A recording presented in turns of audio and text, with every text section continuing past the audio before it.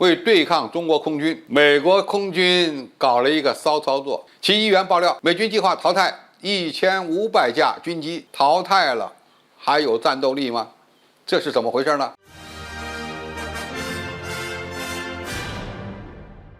观众朋友、网友朋友，大家好，我是付前少。近日，美国的2023财年的国防预算曝光，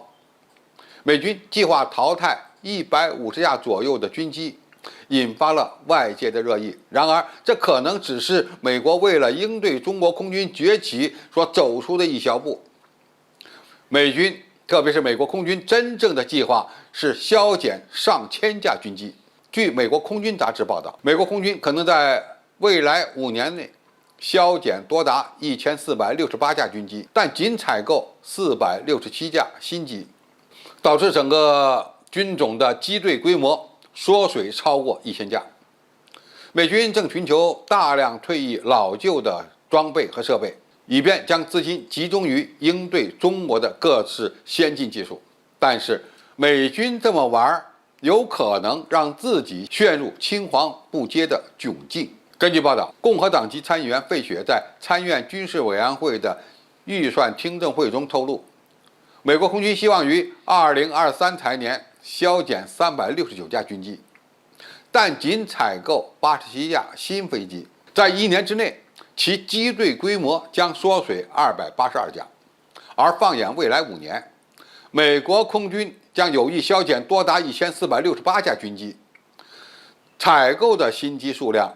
只有467架，导致其机队规模将缩水1001架。这个数字与美国空军提出来的2023财年预算需求有所不同。该军种先前表示有意在2023财年退役包括21架 A-10攻击机、33架 F-22战斗机、15架 E-3预警机、8架 E-8战场监视飞机、12架 C-130运输机和13架 KC-135空中加油机在内的150架军机，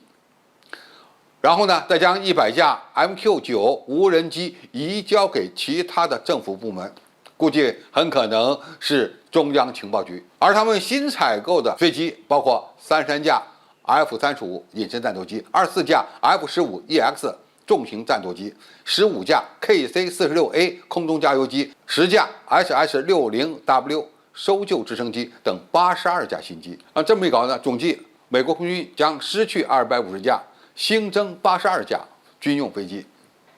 美国空军拒绝对费雪所言的与预算需求之间的差异发表评论，仅称更详细的计划会在本月稍晚的时候公布。美国国防部长奥斯汀和参谋长联席会议主席米利上将重申，五角大楼希望退役那些无法于高强度突突中生存且维修费用昂贵的设备，以投资对未来作战至关重要的新能力。由于俄罗斯军队在乌克兰并未表现出强悍的战斗力，美国空军的这次挥刀自宫就是为了应对中国空军的崛起。那么现在的问题是，如果美国空军真的在5年之内淘汰掉1468架军机，那么造成的后果，美军能够承受吗？应该说不承受也得承受，因为美军这次计划退役的一些军机，包括 A-10，他们认为对于中国来讲是根本就没有用的，他们从来就没有考虑过用 A-10来攻击中国大陆的目标。那么淘汰的33架相当先进的 F-22隐身战机又是怎么回事呢？因为这款战机存在着一个致命的缺陷，那就是它的作战半径太小了，只有750多公里的作战半径。无论是部署在第一岛链还是第二岛链，对中国都难以构成威胁。何况这种飞机的维修保障非常复杂，费用高不说，出动率还低。因此，面对中国的歼20，恐怕 F-22也已经力有不逮了。它现在只能依托机动性相对比较差、作战半径也不大的 F-35隐身战斗机来和中国空军抗衡。那么在这样的情况下，由于它的经费有限，就必须大量退役那些老旧机型，从而购买更多的 F-35，而它购买更多的 F-35不是现在，而是在几年之后。为什么呢？因为 F-35战斗机还存在着一系列的问题没有解决，甚至它整个研发工作都没有完成。当然，面对中国空军开发出的先进的空中加油机、空中预警机、电子对抗飞机等等，美国空军现在也感到了相当大的压力，因为他们的空中预警机、空中加油机都已经老旧不堪了，必须急着更新换代。但是新机型造价极高，不能1:1的退换，只能以少换多。这也就是他不得不在5年之内退役1468架军用飞机的初衷。当然，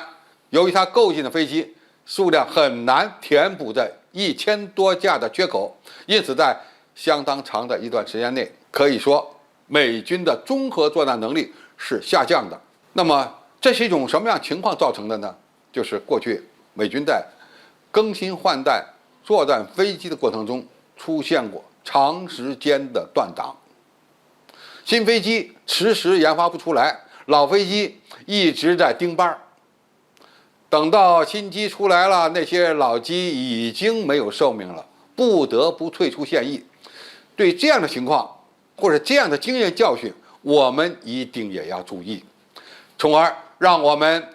人民空军的作战飞机保持更强大的作战能力，更加年轻，更有战斗力。好，今天的评述就到这里，谢谢大家收看，我们下期再见。